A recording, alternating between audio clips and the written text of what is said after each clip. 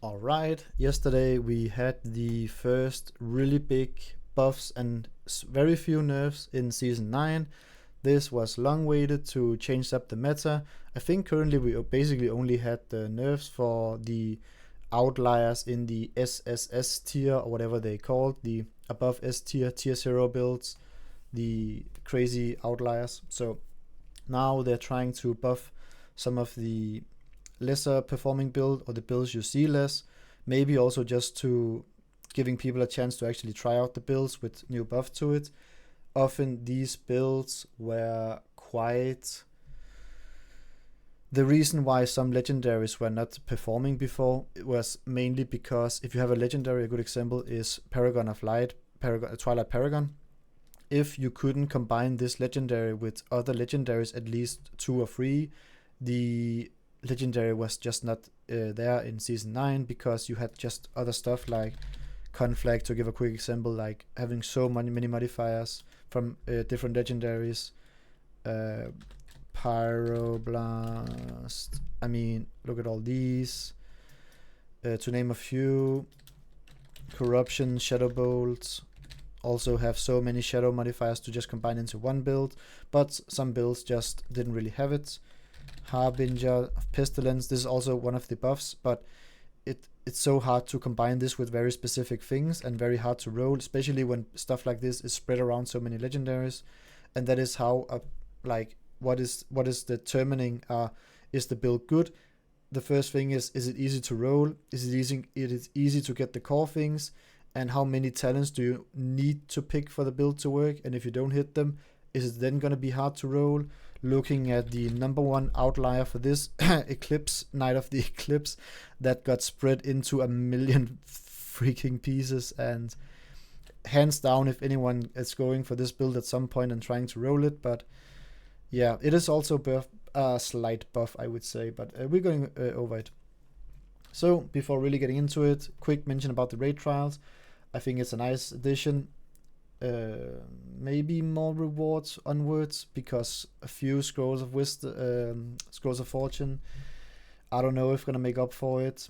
Our plan in our guild is to try the level 1 because we can get the vanity item, but that's about it for now. We will see how it is after we tried it. It is, in my opinion, gonna be. My prediction is it's gonna be a slow way to farm scrolls, and then it's not gonna be worth it because it's gonna be so hard.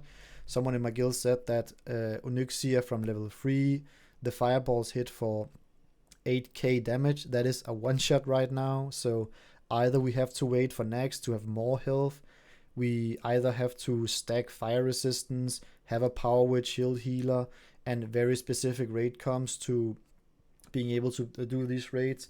And when we have DPSs for this, you have to have a build that can do like 25-30k DPS. It is possible for a lot of builds right now, but it has to be a really fine-tuned, fine-shaped build to get these numbers. So it is something we're gonna do. Maybe I'm gonna do a follow-up video or post or something to how the raid trials are for when you have the stuff like this. But right now we are basically just clearing on our 2 raid days, clearing the content. So thinking of filling more raids in that are not mandatory. It is something we have to discover and see how we do. But let's get into the buffs and change. This is also, if you're not already see, it's just gonna be me unedited, uncut, just gonna go over.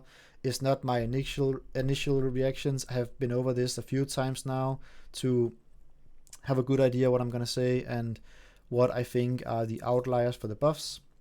And also I hope you appreciate, because I don't see others do this, like going over and giving thoughts with knowledge of, if you don't have fully knowledge of other legendaries that has been in Ascension before. I hope this could give some good insight on why this change could be good, why this change is lackluster, and stuff like that, because there is so many legendaries spread around now that stuff is all over the place.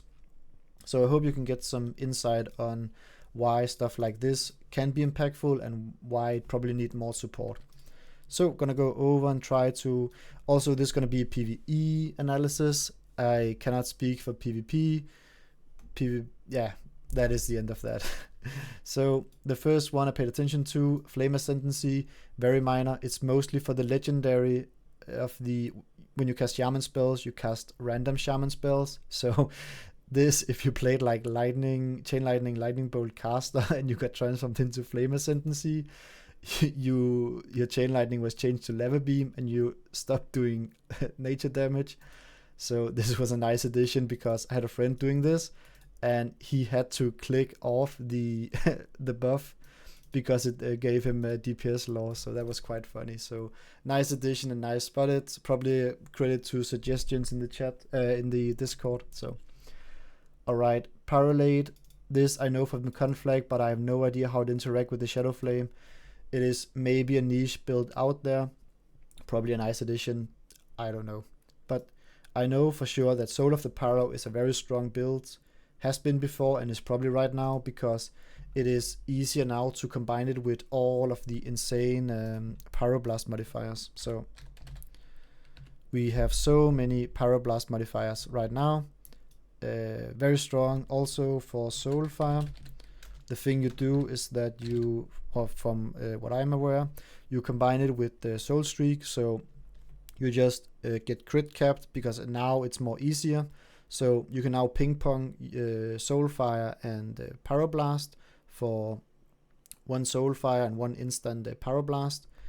And because the thing with this, now you can combine it with the Hot Hand. So this you couldn't before, from what I am aware, because it was two different legendaries. So that is also why you've seen a bit that another legendary were nerfed. Probably an outlier build for this, from what I could imagine. And again, this is what I said, when you have three different legendaries working together, that is when you have nerf and you have a very strong build, at least in Season 9. And that is also why some builds are falling behind. Harbinger of Pestilence, nice buff. The build is so cool. So the very too long didn't read of the builds. Harbinger is you cast Haunt, you cast Wrath, you combine nature and shadow damage. But you need all of these three. You need the Wrath one. Oh, there's so many Wrath. Wrath of the Plague. So your Wrath now also apply disease on your target. So you want to be spamming Wrath. You want to have some shadow dots on your target.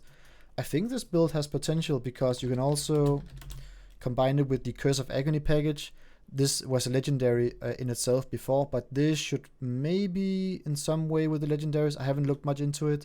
Could be combining to having permanent uptime on Curse of Agony, and also probably with all of the corruption stuff going on, you're casting Haunt, so you should be able to benefit from all of the Haunt corruption modifiers to do stuff with that. Alright, so then we have Blooming Shots. Oh no, we have probably the strongest buff if you look at the pure numbers. So the Dark Surgeon legendary, the rogue holy healer. I will link the video I have of a Dark Surgeon in the description for after the video. Thank you very much. But so the Circle of Healing only hit 5 raid players before, but now apparently it hits 10. Does it say that? No, it still only says 5, but it should be changed. So the only issue is still with Dark Surgeon, and I really hope they fix this, because they actually did it with another healer over here, increased the range to 40 yards compared to 30 to bring it up with other healers. And that is specifically the case for Dark Surgeon when you have McFerridon raid in TBC, where the raid are so scattered around the raid room to step on some platforms, or to click on some orbs, I mean, and you simply couldn't reach all raid members in the room, because your smart heal didn't it purely didn't reach them, because you both had to be hitting the bus, and you had to get the heal to reach the players, and it simply didn't. So you basically couldn't play Dark Surgeon on that bus, and it was a shame. So I hope Dark Surgeon gets the same treatment as this treatment to increase the yards. And yeah, I'm gonna test Dark Surgeon at some point. This is insane buff, and somebody in my comments said that Dark Surgeon now works with the Divine Ages and the other Holy Crit proc, so despite the tooltip saying otherwise. Alright. Renew buff can now crit. It is not that big. The only really renew stuff we don't have that many support. And again, if a legendary in Season 9 don't have many other legendaries they are interacting with, it is often not a competitive raid healer. But all of the other components for holy healers are interacting together. The prayer package, basically, prayer of preservation, the preservation stuff. This is basically what you build around with the holy healer. Too long didn't read. This is so strong. Besides there's also the penance stuff. But this combined with all of the healing, circle of healing, healing nova, what is it called? Very strong package. Maybe you could even combine the prayer of preservation with the holy radiance. This is something I want to test. It is probably working.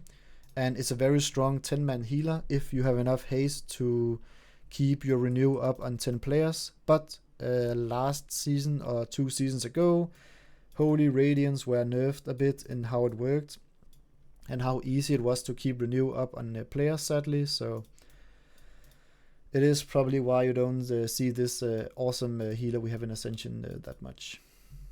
Alright, nerf to Fugo. So I think they just changed the numbers around. I haven't played this build much, but they buffed the specific Fugo stuff and they nerfed the specific spells because Fugo is the Power Blast modifier and it was just so much stronger compared to normal Power Blast. So having Fugo just really determined how much damage you could perform, it seemed. So I think a good change, and this is also a tier 0 build, tier build. I've seen players doing an insane amount of damage with this build. I sadly don't know how to play this. It is something I'm going to test in the future when I have the time. But I currently also don't know what you would card or what the important thing is. If you are sitting and would like a comment to have a breakdown on what are the essentials and what to card. Alright, the next big changes are the Spiteful Strike. This Agility said there was some bugs that it couldn't consume the rage. If you're not aware, Spiteful Strike, it's a component for the killing spree spec where you use the backstab to get a ton of rage. So basically this one, backstabbing, it is hard to build because there are basically 4 core talents for it, and then you have need the energy package and stuff like that. And again, doesn't really combine with other legendaries from what I am aware. So not really competitive in Season 9 right now unless it get morph buff. It also get one more buff we're going to talk about in a bit. But I also have seen no one plays it. I haven't tested it myself. Maybe there's a secret insane build with it out there, but not what I'm aware of. But it is a nice buff, 40% increased damage, big buff. Alright, buffed the Windfury weapon, so now you can do some Titan's Grip Windfury stuff. Very nice. It's a cool playstyle. It is competitive? I don't know. Probably not, but a cool playstyle nonetheless. Alright, Fel Infused Weapon. I thought it would be more. It is not. It is probably still safe to try to farm after. If you're still not having a Fel Infused Weapon, I would recommend, if I can link it, my alt guide and go out and do Marks of Ascension farm on your alts. It is sadly the best way right now to get the most amount of seal cards and fish for skill cards, at least for free. 2-hand version, I think this is mainly good for paladins, so I think that is why it's not the more buff it has gotten for 2-handed weapons. Taste of Blood, strong talent for heavyweight builds and for single-minded fury builds to make it more reasonable to use overpower, because right now there are stronger warrior abilities to use, for example raging blows and stuff like that. Next impactful buff is the Unrelenting Wrath. It is for the melee hunter. All of these, I don't know much about cat stuff and that. So, and the shield thing, I don't know.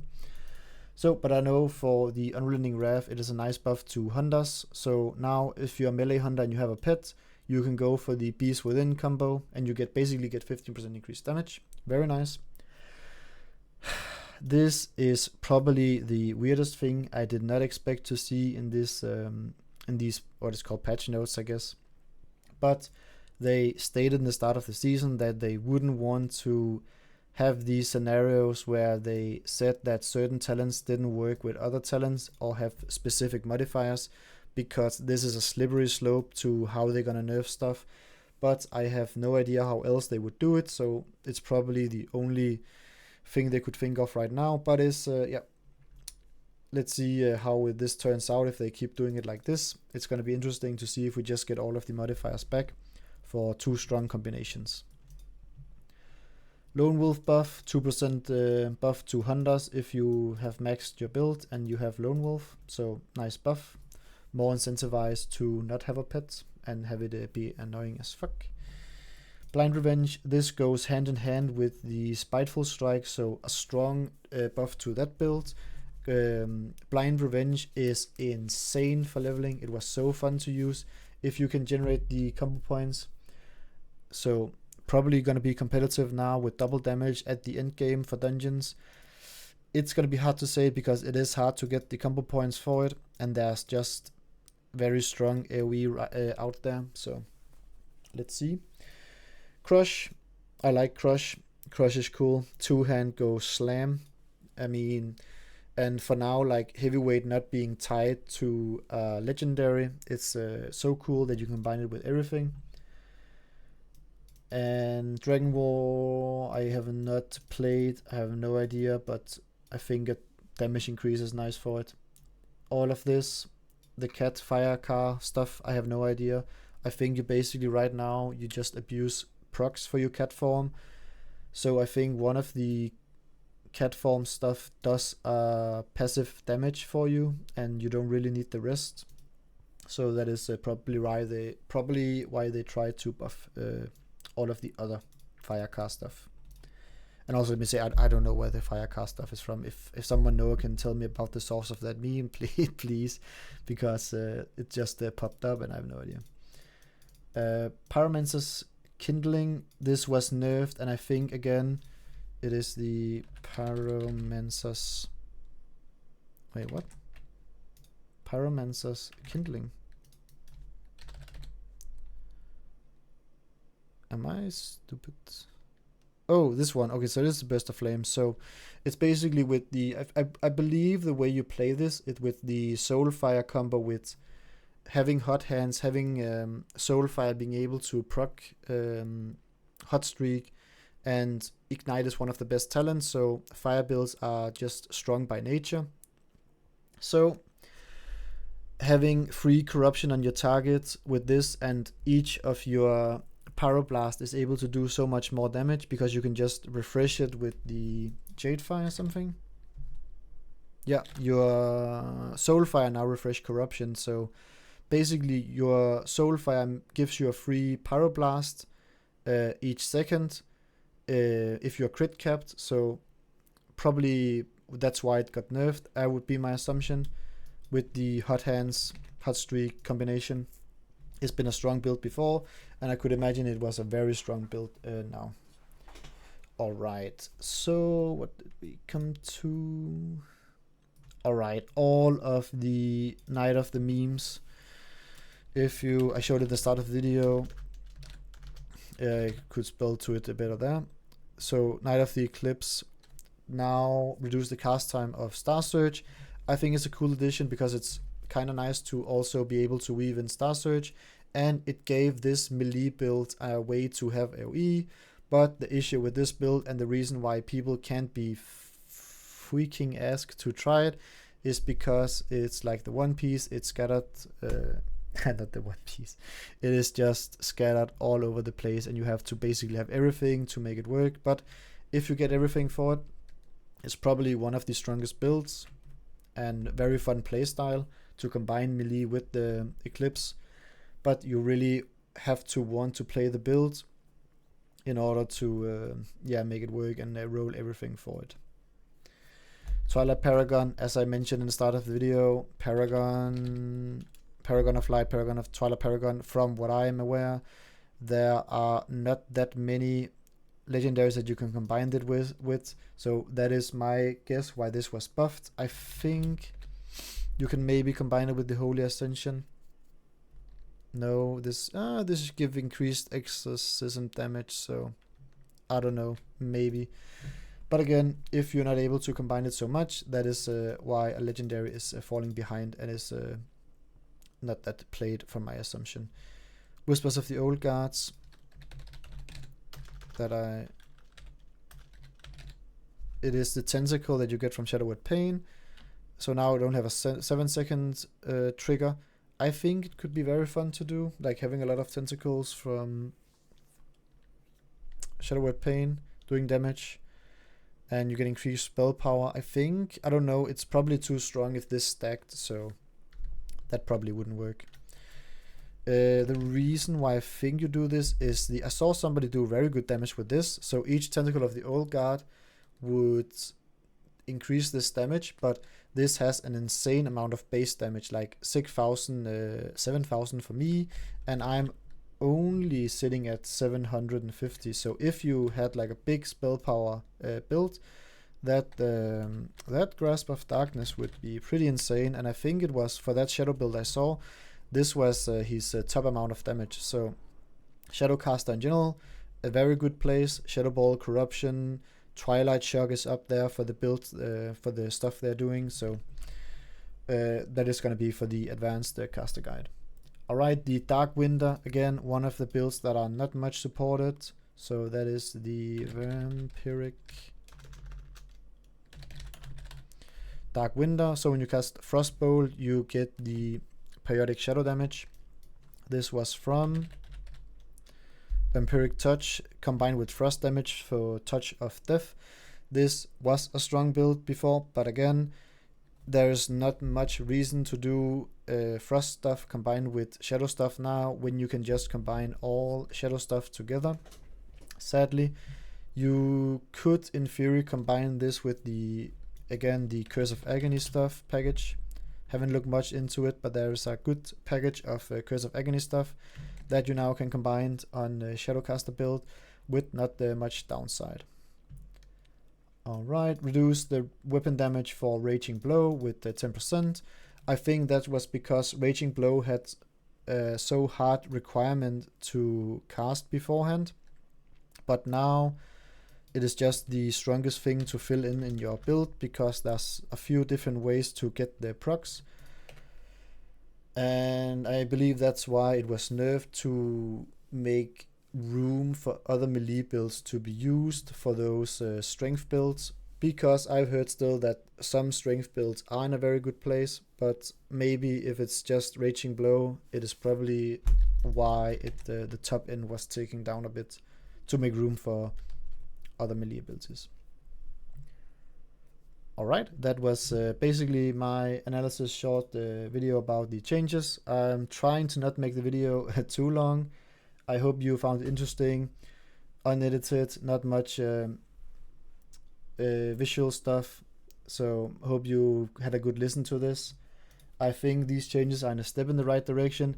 It is hard for us to like not justify, but to evaluate this, because we again have no idea what's going on in each raid group right now without any source of public logs or stuff like that. If people are not putting out their build guides on YouTube and stuff like that, putting it public, and I understand why people are scared to do it, because they don't want their builds to be nerfed. So it is better to keep them secret, sadly, and it's a shame it has to be that way. So yeah, because we don't know it is hard to figure out why something nerfed, because we don't know the top end, like the Pyroblast Soulfire thing. We don't know the top end of the build, so it's hard to say. We can only guess out for the numbers on the talents and say that would make sense, because again, combining 3 legendaries, then it is probably bound to happen to be a good build when you can combine so many things together. And that is it for the video. This was I don't know what is it called, a way to was just a break from editing my Wild Imps video. It's gonna be out, I estimate, in 2 days.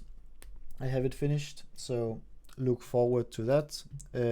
I am very pleased with how it's turning out, and how much cool stuff and tips I ended up having for it. And if you're here at the end of the video wanting to listen to me, thank you so much. I have I don't know, but leave a like if you like this kind of video. I am interested to hear about these kind of layouts, me just going over whenever there's new stuff. I have to say it, I always wanted to do it when I saw stuff like this, and I kind of always been like, oh, why is no one doing this for Ascension? But it also requires a lot of like, you kind of have to have an idea what other talents have had earlier, and even with my knowledge, I cannot say half of these random stuff. I have never tested them. I have no idea, because I don't have like a playground to test all of this stuff with good gear to have a like good valid test. So yeah, gonna round off the video. Yeah, thanks a lot for watching, and see you in the next one.